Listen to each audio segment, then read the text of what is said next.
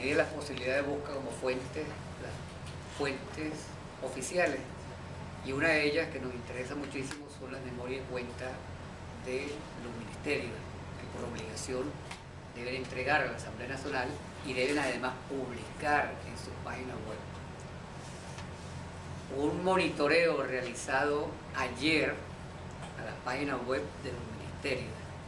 de 25 ministerios, solamente uno, el Ministerio de Energía Eléctrica, tenía publicada su memoria y cuenta. De esos 25, 18 ministerios no tienen publicada ninguna memoria y cuenta, es decir, ni de años anteriores, no la última, sino que tampoco tienen la memoria y cuenta de los años anteriores. Además, nosotros enviamos regularmente unas 250 comunicaciones a distintos entes públicos para solicitar información. El promedio de respuesta no pasa del 5% y no todas las respuestas son positivas, es decir, buena parte de las respuestas son negativas. Este es un elemento que queremos destacar porque está vinculado al derecho de acceso a la información pública, que cada día se hace más difícil. Entrando propiamente en el informe anual, voy a empezar por los derechos sociales, por los civiles y políticos en la parte positiva, es decir, aquellos aspectos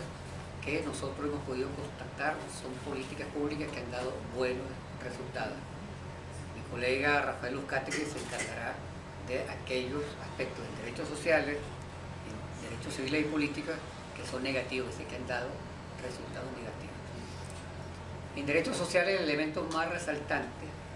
es que en el 2012, en solo el segundo semestre del 2012, se logró una reducción de la pobreza de 6 puntos, algo muy significativo porque fue en un solo semestre. Esto según estadísticas del Instituto Nacional de Estadística. Del segundo semestre del 2011 al primer semestre del 2012, en Venezuela se había incrementado la pobreza según el propio INE, pero motivado a la coyuntura electoral, a la enorme inversión pública que se hizo en el segundo semestre del 2012, se logró una baja significativa de la pobreza, ubicándola hoy en 21%. Nosotros desde el año 2010 veníamos advirtiendo que había un estancamiento en la lucha contra la pobreza en Venezuela.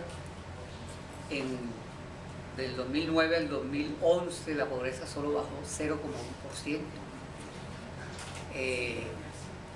Había tendencia ya en algunos estados del país de incremento de la pobreza, lo confirmó el Instituto Nacional de Estadística, con esas estadísticas que van del segundo semestre del 2011 al primer semestre del 2012, pero afortunadamente se retomó en la lucha contra la pobreza, se logró bajar. La gran interrogante es hasta dónde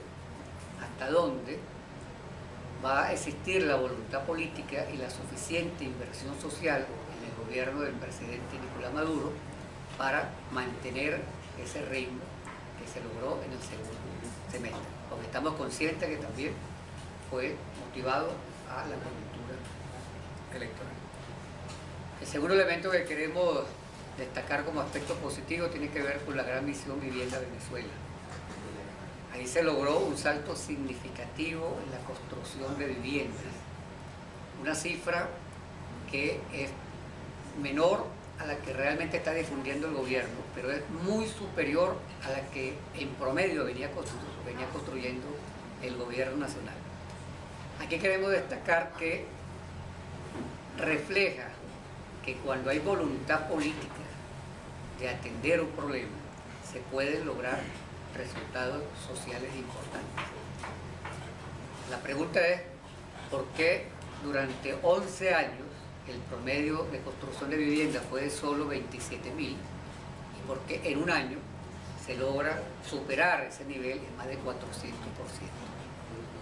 Porque hubo voluntad política, porque se hicieron suficientes esfuerzos. Y aquí, en la Gran Misión Vivienda de Venezuela, tenemos la misma interrogante. O este año debería haber, según las proyecciones del gobierno, que teóricamente llegó a difundir el presidente Chávez, un 25% de construcción de vivienda más que la que se construyó en el año 2012. La pregunta es si se mantendrá ese ritmo de construcción de viviendas en el gobierno del presidente Nicolás Maduro. Estamos hablando de más de 140.000 viviendas construidas, y este año debería haber un incremento superior. El tercer elemento que queremos destacar, y ahí digamos es uno de los derechos donde más se ha avanzado en los últimos años, tiene que ver con seguridad social en el tema de pensiones. Es decir, cada vez hay mayor cantidad de adultos mayores pensionados en el país. Hay una política que debería mejorar aún con la misión Amor Mayor, pero se ha venido avanzando de manera significativa en que cada día haya mayor cantidad de adultos mayores pensionados. Sin embargo, ahí tenemos que hacer la acotación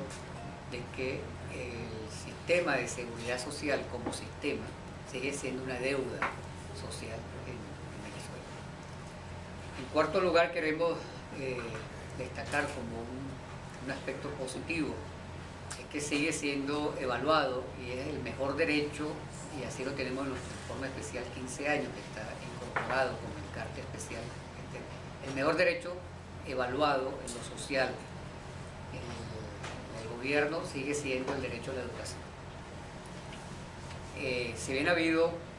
estancamiento en la matrícula de primaria, en general en todos los niveles educativos hay un avance constante de la matrícula, hay mayor inclusión, hay un elemento, y esto tiene que ver con información pública. Desde el año 2010 no hay información de cuántos estudiantes universitarios hay en Venezuela. Pues no hay forma de obtener esa cifra. El Ministerio de Educación Superior no tiene actualizada la cifra, por lo tanto no sabemos con exactitud en este momento cuántos estudiantes de educación superior hay en Venezuela. Sin embargo, es el nivel de educación que ha tenido el mayor crecimiento en la última década, un crecimiento bastante significativo. Pero llamamos la atención al Ministerio de Educación Superior que no es posible acceder ni tampoco conocer con exactitud cuál es el presupuesto que realmente se está asignando al sector universitario en Venezuela. Nosotros saludamos que en el año 2012 se haya impulsado la misión A Toda Vida Venezuela. Nos parece, y la hemos analizado desde el punto de vista de su concesión, bastante adecuada, elaborada con perspectiva de derechos humanos. Es una misión que hacía falta, en el sentido de que priorizara como política el tema de seguridad. Por supuesto, es una misión que está en evaluación, es decir, hasta dónde los resultados van a ser positivos, por lo menos en el primer año de esa misión, los primeros meses de esa misión, que es el 2012, los resultados no fueron muy satisfactorio, porque el propio gobierno reconoció que hubo 16.000 homicidios en Venezuela. Entendemos que la misión tenía pocos meses funcionando, que estaba en un proceso de desarrollo, pero resaltamos como un elemento positivo que se haya diseñado una política pública con un sentido amplio como lo tiene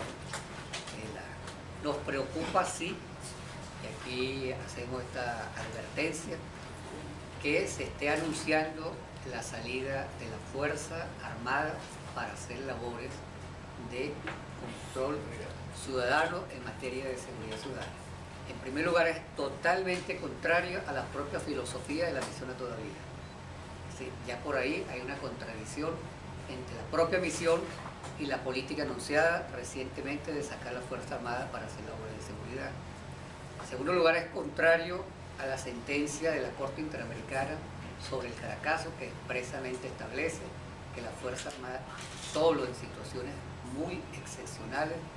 puede actuar en materia de control de orden público y más en materia de seguridad ciudadana. Y en tercer lugar, llamamos la atención que la propia Constitución establece que las labores de seguridad ciudadana le corresponden a las policías civiles. Es un error, advertimos al gobierno nacional que se está en riesgo de incrementar las violaciones a los derechos humanos en Venezuela si esto ocurre. Y como decimos, saludamos la misión A Toda Vida, pero sacar la Fuerza Armada para el control de seguridad ciudadana es totalmente contrario a la propia filosofía de la misión. La otra misión que está en evaluación, que está pendiente, es la misión Saber y Trabajo. Nos parece muy importante que se haya diseñado esta misión, que en todo caso una reformulación de la que inicialmente fue Huelva-Ancara, después Che Guevara, ahora la misión. Estaba relacionado con el tema laboral. Las cifras, por lo menos que inicialmente refleja el Instituto Nacional de Estadística, nos indican que el impacto de la misión hasta ahora no ha sido el mejor, pero nosotros apostamos a que esa misión, la misión Saber y Trabajo, tenga resultados positivos que permitan reducir el desempleo en Venezuela, porque eso tendrá y seguirá teniendo un impacto positivo en materia de reducción de la pobreza. Queremos destacar como un aspecto positivo el que se haya habido en el 2012 una reducción significativa de las detenciones arbitrarias en Venezuela. Es un elemento que nosotros resaltamos porque nos parece muy positivo.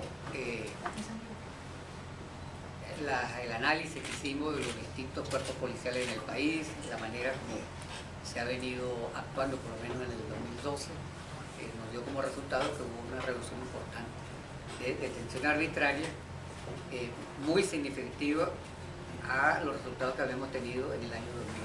2011. Y finalmente, para destacar como aspectos positivos el tema electoral. Nosotros saludamos que los sectores políticos en el país hayan consensuado el mecanismo de las elecciones como el mejor mecanismo para resolver y dilucidar los problemas y conflictos políticos en Venezuela. Además, la participación en los procesos electorales ha sido muy alta, lo cual refleja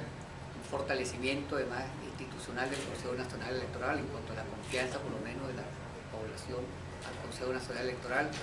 pero además la confianza de los ciudadanos y ciudadanas al voto como un mecanismo para participar en la vida política del país. Es un elemento que queremos destacar porque apostamos a que siga existiendo esos niveles de participación y se siga considerando en los actores políticos la vía electoral como el mecanismo para alcanzar el poder, para poder conquistar espacios políticos en las distintas instancias y estructuras del Poder Ejecutivo, donde hay elecciones de carácter popular. Le dejo la palabra a Rafael Uzcategui.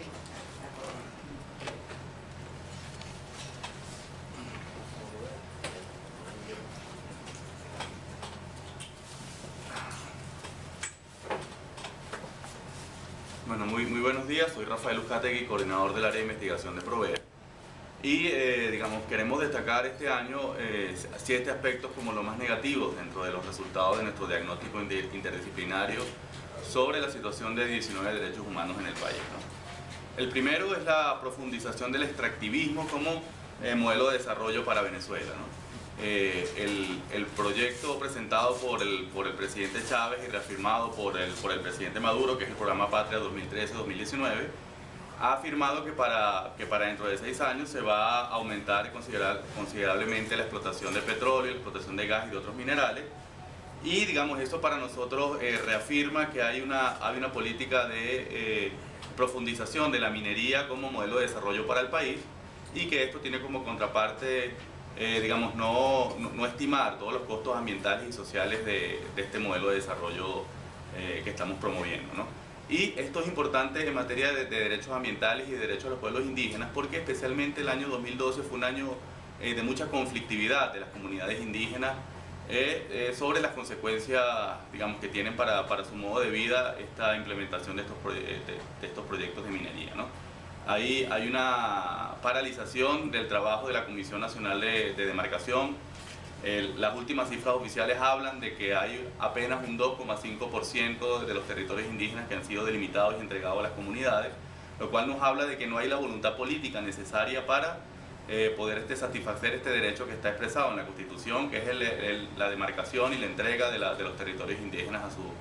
a sus comunidades, ¿no? Entonces, esta situación está generando, esta paralización del proceso de demarcación de tierra está generando unas condiciones de violencia y de conflictividad muy importantes, que para el año 2012 arrojaron un lamentable saldo de 6 indígenas asesinados por conflictos relacionados con la tenencia de tierra, y la conflictividad lamentablemente ha continuado este año, porque tenemos que recordar que el 3 de marzo fue asesinado el cacique Yucpa Sabino Romero, un ícono de la lucha indígena por la recuperación de sus territorios, y digamos hoy, después de varios meses de este asesinato, todavía no tenemos un resultado de las investigaciones. Es decir, nosotros expresamos la preocupación de que este asesinato de este luchador social no quede en la impunidad, como ha sido otros casos similares de luchadores sociales en el país, como el caso de Mijail Martínez, o como el caso de William Requejo Hernández y otros sindicalistas que han sido asesinados en Venezuela, ¿no? Entonces tenemos esta situación de permanente conflictividad por esta situación. También hay que recordar que durante el año 2012 en el Alto Paragua, una comunidad indígena,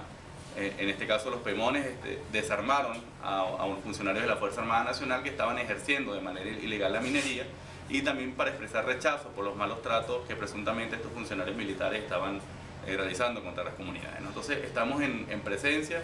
de un modelo de desarrollo que no están tomando en cuenta las consecuencias sociales y ambientales, están generando situaciones de conflicto y de violencia, especialmente en las comunidades indígenas y en algunas comunidades campesinas que están siendo afectadas por los proyectos de minería. Esto creemos que el presidente Nicolás Maduro está en la oportunidad de revisar todos estos proyectos, de convocar a todos los actores sociales afectados, a las organizaciones civiles, organizaciones no gubernamentales, para intentar consensuar un modelo de desarrollo que sea diferente, que sea cónsono, que sea autosustentable y que sea ecológico. En segundo lugar, una segunda situación que queremos resaltar es que se ha continuado con el proceso de criminalización de la protesta en el país, ¿no? Ya nosotros advertíamos en el informe anual del año 2012 la promulgación de la ley contra la delincuencia organizada y el financiamiento del terrorismo, que es conocida como la ley antiterrorista, que digamos podía suponer un nivel superior de este proceso de criminalización de la protesta en el país, ¿no? Estamos viendo con muchísima preocupación cómo, a petición de la propia Fiscal General de la República, esta ley está comenzando a ser aplicada a todos los manifestantes que han sido detenidos en los últimos días por manifestarse por digamos, sus derechos civiles y políticos, ¿no? Tenemos un caso emblemático, que es el caso del ciudadano Yendrik Sánchez, que está siendo ahora condenado por delitos tipificados en la ley antiterrorista y está, como ustedes saben, en la cárcel de Coro, esperando una posible sentencia que podría culpabilizarlo por delitos hasta 6 años de prisión, ¿no? Nosotros, Provea está en permanente contacto con los familiares de Yendrik Sánchez y vemos con muchísima preocupación cómo se encuentra incomunicado. Después de todos estos días de reclusión, él no ha podido comunicarse ni con sus familiares ni con sus abogados, con lo cual tenemos una situación ligada a las violaciones al debido proceso y a las garantías procesales en este caso, ¿no? Entonces nosotros solicitamos a la Defensoría del Pueblo que por favor se aboque a la atención de este caso, que cuide que las garantías procesales de Yendrik Sánchez sean garantizadas, y que nosotros desde Provea solicitamos digamos, su pronta liberación, porque no creemos que digamos, este sea un caso que sea, digamos, tipificado por esta ley, ¿no? En tercer lugar, otra situación que queremos resaltar es que para nosotros la impunidad se ha convertido en una de las graves situaciones de violación a los derechos humanos en el país, ¿no? Tenemos diferentes irregularidades en el sistema de administración de justicia que implican retardo procesal, que implican selección de jueces de manera inconstitucional, y que también se está utilizando el sistema judicial para el menoscabo de otros de derechos civiles y políticos, como es el propio derecho a la manifestación, ¿no? Vemos con muchísima preocupación cómo se está utilizando la justicia militar para, digamos, procesar y sentenciar a civiles. Tuvimos durante el año 2012 caso de 5 sindicalistas que están siendo procesados por justicia militar. Tenemos el caso de Alexis Romero, que es el indígena Pemón, que participó en la acción de exigibilidad de derechos contra funcionarios de la Fuerza Armada en el Alto Paraguay y que también, digamos, ha sido procesado por la justicia militar y ha recibido, digamos, un irregular indulto presidencial que todavía lo mantiene bajo un régimen de presentación en tribunales, ¿no? A pesar de que esta persona no había sido sentenciada todavía, recibió un indulto del primer mandatario y que no significó la libertad plena, sino que estaba siendo sometido a un régimen de presentación en tribunales, ¿no? Hay una situación de muchísima irregularidad que está afectando, digamos, el acceso al derecho a la justicia y el acceso, digamos, a otros derechos. En cuarto lugar, bueno, ya queremos insistir en que se sigue siendo la situación del derecho a la seguridad ciudadana muy afectado por la ausencia de políticas efectivas en la materia. Efectivamente, la cifra oficial para el año 2012 fue de 16.000 homicidios, pero si nosotros le contabilizamos los casos por resistencia a la autoridad y por el enfrentamiento entre bandas, que son casos que no son contabilizados en la manera en que se están midiendo la cantidad de homicidios, tenemos una cifra aproximada de 23.000 víctimas durante el año 2012, ¿no? Entonces tenemos una cifra que es muy importante, en donde también, digamos, hay una situación nueva, que es la situación de asesinatos contra funcionarios policiales y militares. Tenemos durante el año 2012, hubo 155 policías y efectivos militares que fueron asesinados, en donde, digamos, tenemos que esta situación de violencia y seguridad se está agravando, donde tenemos que el 53% de los delitos están concentrados en las 5 principales regiones del país, en los principales centros urbanos. Y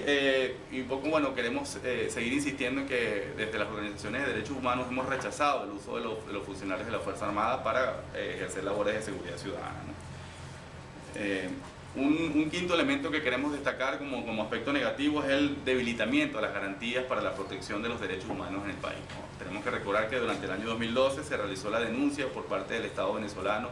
de la Convención Americana de Derechos Humanos,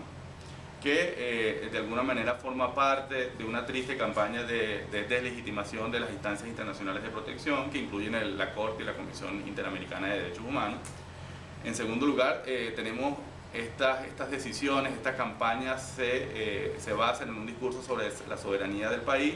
que contradice la voluntad del Estado venezolano en incorporarse a otras instancias internacionales de protección, como lo son el Consejo de Derechos Humanos de las Naciones Unidas y el Mercosur, ¿no? Que, como recordamos, allí el Estado venezolano está asumiendo nuevas responsabilidades en materia de derechos humanos. Estas instancias pueden significar contrapesos importantes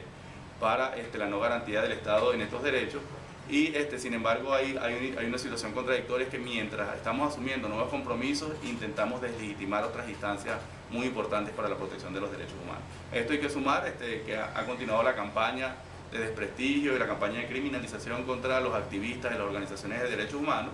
y es por eso que en nuestro informe de este año quiso ser un homenaje tanto a las víctimas como a los defensores de derechos humanos, como lo ha expresado, digamos, nuestra portada, en donde seleccionamos a 24 personajes que para nosotros son emblemáticos en la lucha por la dignidad humana. Como sexto elemento queremos, digamos, expresar preocupación acerca de los estancamientos en el derecho a la alimentación.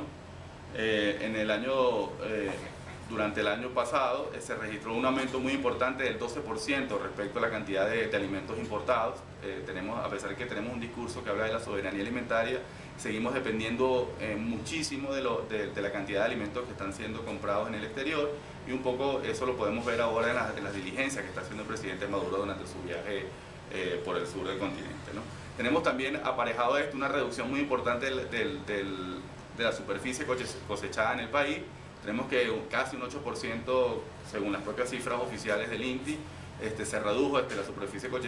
cosechada de alimentos en el país, y esto por supuesto está redundando en un aumento de la cantidad de productos alimenticios que no se consiguen, una situación grave de desabastecimiento de algunos productos en el país, ¿no? Entonces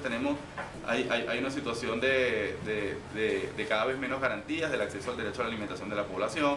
en donde tenemos que, a pesar de los resultados importantes que el Ejecutivo Nacional consiguió a partir del año 2006 con las misiones Mercal y Pedeval,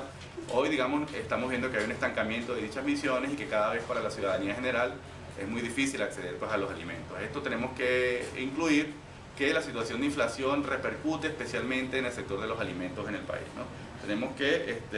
una inflación del 20% que está repercutiendo en el aumento de los precios de los productos de la canasta básica, y que para nosotros nos parece una situación muy preocupante y que el presidente Maduro debería diseñar políticas para garantizar el acceso al derecho a la alimentación. En último lugar, queremos alertar acerca de que continúa profundizándose la crisis del sistema de salud en el país. Nosotros estamos alertando acerca de la suspensión de actividades de alrededor de un 50% de los módulos de barriodentro de la atención primaria. Continuamos con la deuda, la promulgación de una ley orgánica de salud que pueda coordinar los diferentes subsistemas, tanto los sistemas de barriodentro como la red hospitalaria nacional. Tenemos que la red hospitalaria nacional continuamos registrando gravísimos problemas que están obligando al Ejecutivo Nacional a intervenir focalmente algunos de estos centros asistenciales, como ya vimos a comienzos de año con el caso de un hospital en Coche, y continúa el aumento de la escasez y desabastecimiento de insumos médicos y de medicinas en el país, ¿no? Tenemos una situación también muy preocupante acerca de esta situación que está incidiendo gravemente en el acceso de la ciudadanía en el derecho a la salud. Entonces, estos son 7 de los aspectos que queríamos, los aspectos más negativos que queríamos expresar en nuestro diagnóstico del informe anual, y un poco reiterar de que la dificultad de acceso a la información que tenemos las organizaciones no gubernamentales por supuesto está haciendo que nuestro diagnóstico no sea de la precisión que nosotros quisiéramos, y esta ausencia de datos oficiales está afectando principalmente a las personas y a las familias beneficiarias de las políticas sociales. Es decir, que no haya datos oficiales disponibles acerca de la misión vivienda afecta principalmente a las familias en condición danificada, a las familias que están esperando una vivienda en el país, y que está haciendo muy difícil la realización de la Contraloría Social como expresa nuestra Constitución.